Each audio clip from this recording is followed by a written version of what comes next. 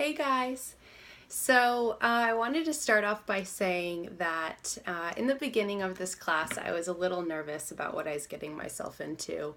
I've never started my own company and I didn't ever have experience working at a startup, so it was a little intimidating for me to go into a class knowing that all of the students would have these unbelievable ideas, which many of them do, but I wasn't alone with coming into a class without having that expertise.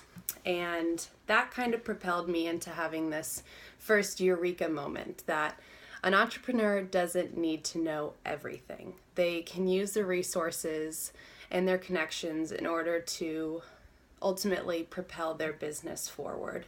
And throughout almost every single book, as well as our lectures, I learned that strategically making those connections is one of the most important ways for a business to grow.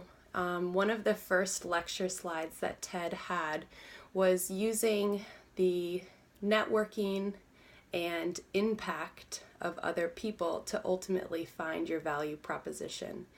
And this really encouraged me because I don't have expertise in one specific thing rather than a whole bunch of different things. And using other people to my advantage is going to be the most beneficial way for me to start ultimately my own company. We also talked through with John Bradbury about the psychological effects that each CEO has. And this personality chart really helped me because it helped me understand that every CEO is different and every person has their own expertise. But using that personality chart can help you understand what you're lacking and what to look for in co-founders. The next biggest thing is acting on your passions. And this was emphasized in the first book of The Little Book of Do. And this was by Keel Landis.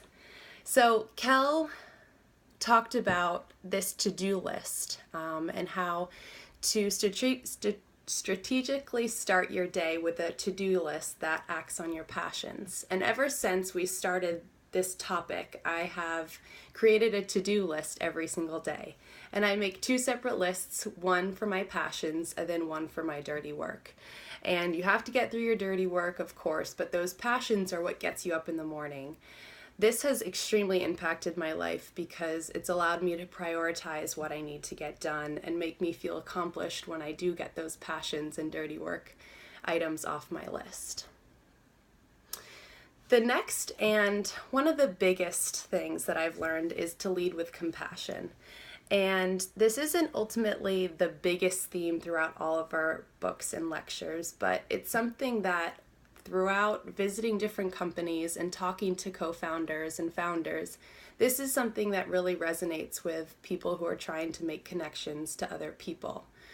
Passion comes within compassion, and if you lead with compassion, you ultimately get trust, respect, and people understand that you're not out to hurt them or use them for all of their tricks and trades. Compassion really creates a ripple effect to other relationships and can paint you in a really good light to others. This was emphasized in almost every single one of the books, but it wasn't explicitly stated, and that's why this is one of the most important things that I've learned. My last, but my not least, is entrepreneurship is a term that encompasses two major extremes. The life-changing billion-dollar idea that Bold talked about, but also the daily struggle in the hard things about hard things. Now, this is really hard for me to understand completely because how can one word have two of the most extreme categories? Throughout this whole class, I've learned different lists and ways to balance those two and to mitigate all of the risks and all the ups and downs that entrepreneurs go through. But I think the biggest thing that I learned is you're always going to go through a cycle of ups and downs.